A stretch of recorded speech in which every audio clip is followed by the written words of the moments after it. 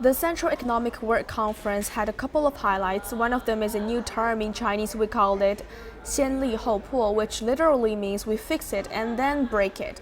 How do you interpret these new terms? Yeah, it is a new term. Normally in Chinese we say, we break it first and then fix it, right? So, we break the existing model first, and then we'll fix it and rejig it.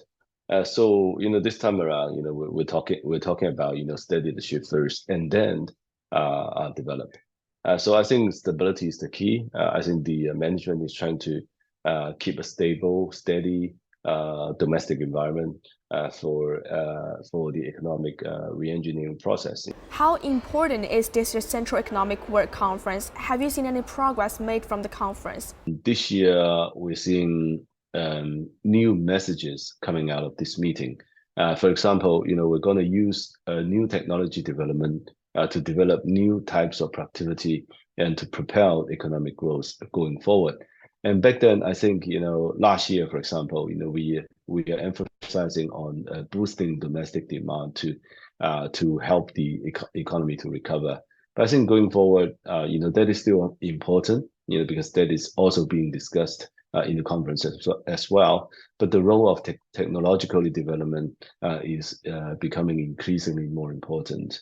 And this, I think, is the first time that we're putting science and technology development, in the center of economic growth model going forward. What do you think is the dominant trend for the overall economic growth in China this year? The Chinese economy is going into a new phase.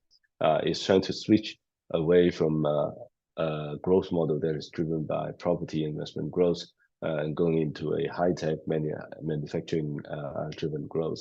Property sector is important, but it shouldn't be one and only sector that matters to the Chinese economy. And also, in a new environment where rivalry between countries is starting to heating up in terms of who gets to take the lead or even dominate the tech sector.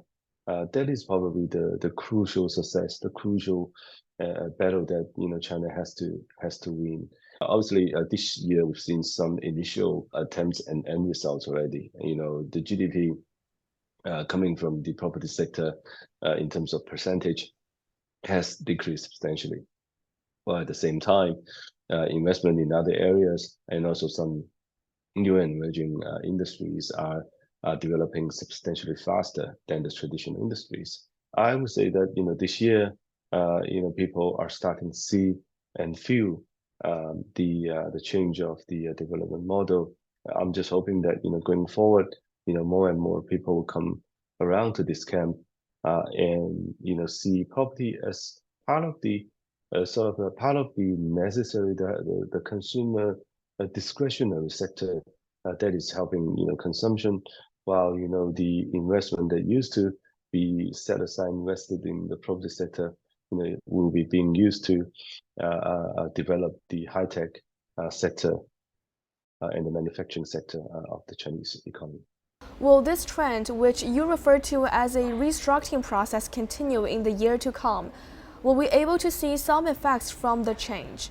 As time goes by, you're seeing the embryo of the new development structure clearer and clearer, while the old development model is sort of receding into the background. And I think that it's probably more likely that we're going to see an experience in the next couple of years. And China is developing a very substantial comparative advantage relative to the other nations. For example, the EV sectors. Right? So China now is the largest EV exporter of the world, et cetera, et cetera. So things are gradually changing, and it's an emerging process that we need to manage well. But obviously, we are feeling more and more palpable, the change that is coming our way. Now we are at about 300% to GDP debt to leverage ratio, and that has to be changed. I think this year, we're probably going to see, for example, restructuring of local government debt, also more assistance for real estate developers who may have short-term cash flow problems.